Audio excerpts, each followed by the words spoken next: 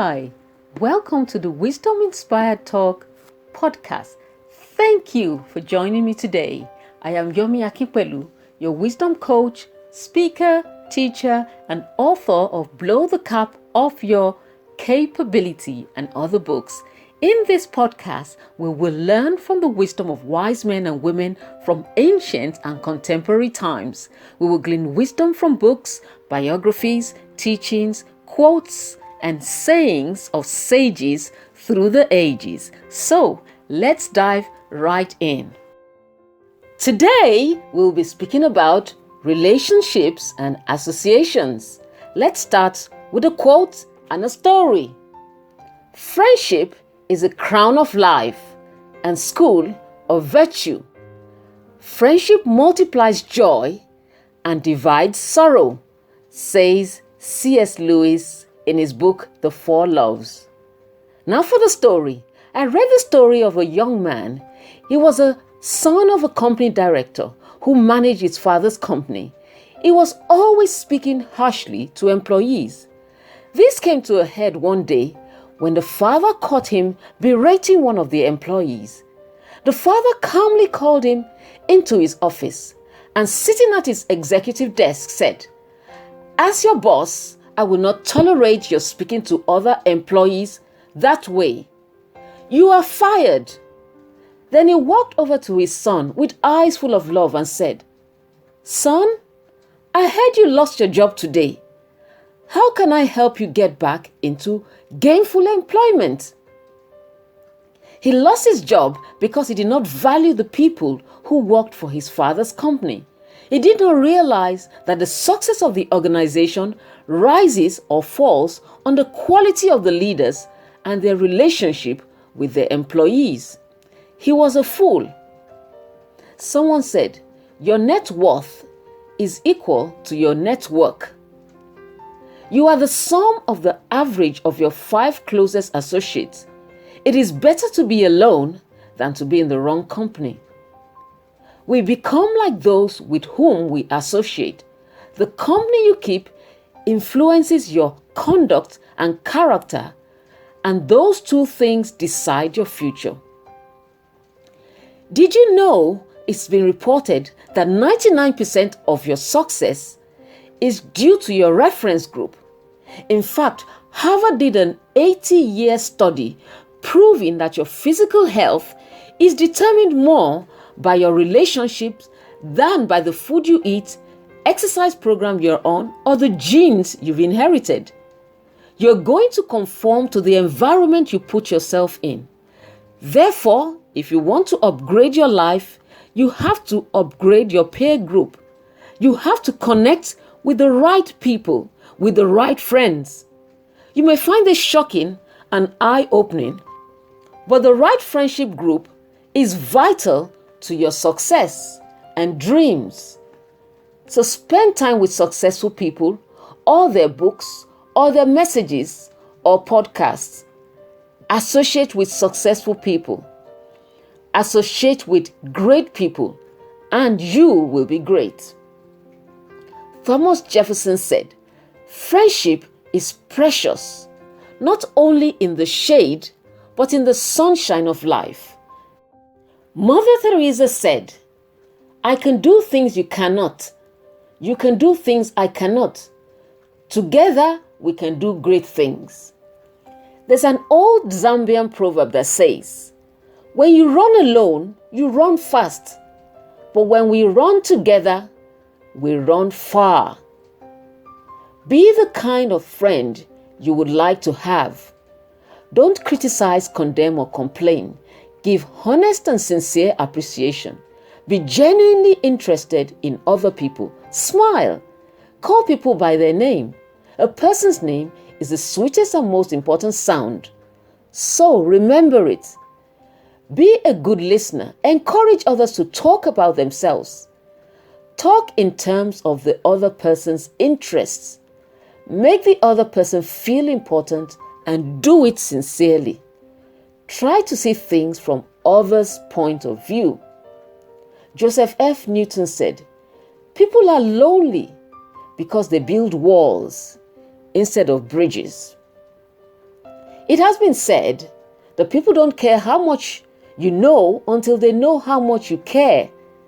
Make friends for the sheer joy of forming and maintaining human relationships, not just for financial benefit. Learn how to relate to strangers with sincere warmth and interest that turns them into friends. Build the relationships with no thought of what you can get from them.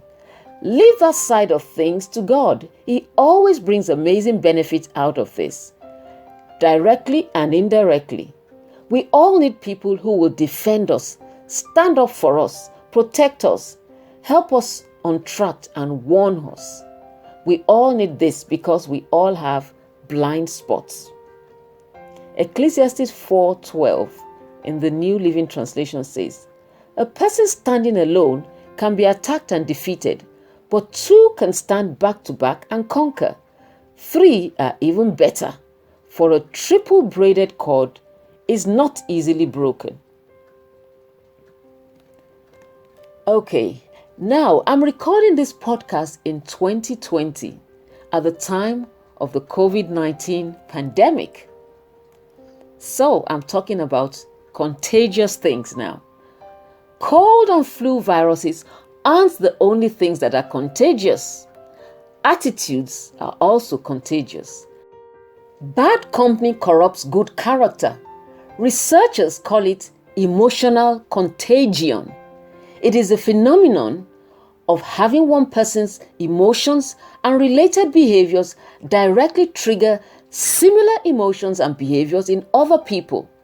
It affects every aspect of life in the same way a rotten apple corrupts the whole barrel, or one rotten egg in an omelette renders the whole omelette inedible. A wise man said, one negative employee can pollute an entire squad and create a toxic work environment. Complaining can act like a cancer and spread throughout an entire organization, sabotaging the morale and performance of teams with great talent and potential.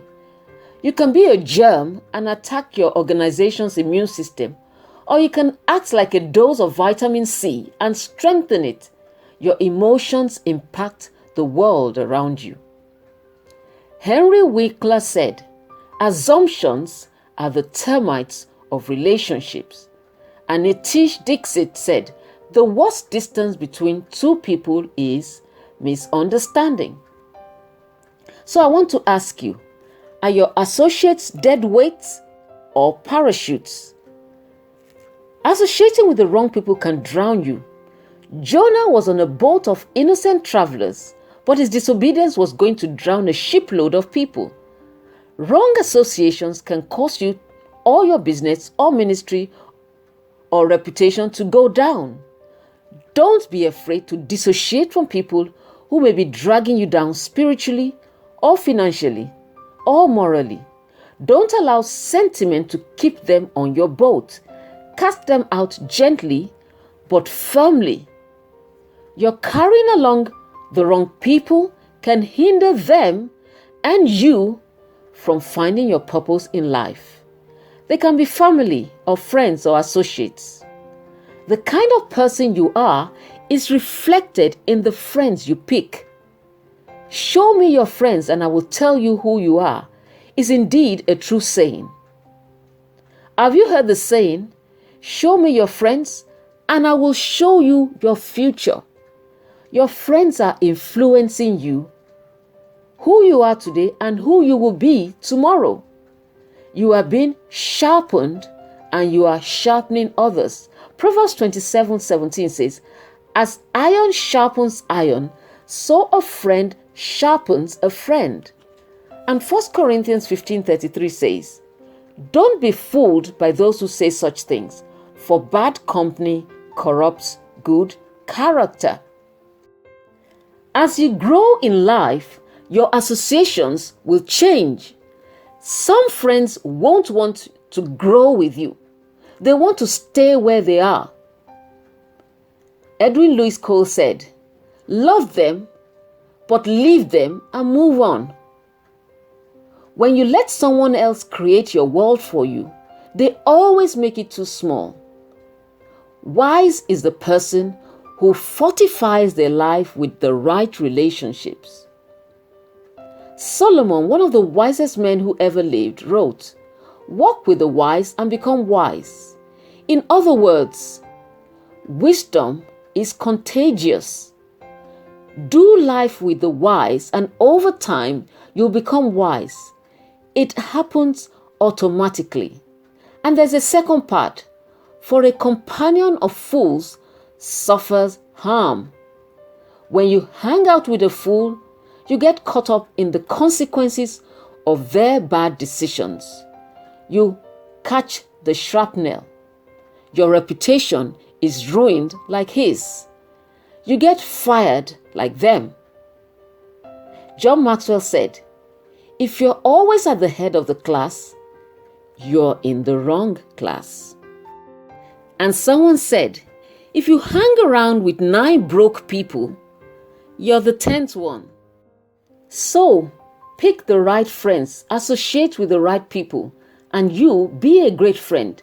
Sharpen others and associate with people who sharpen you and propel you to be better in every area of your life. And that is all for today.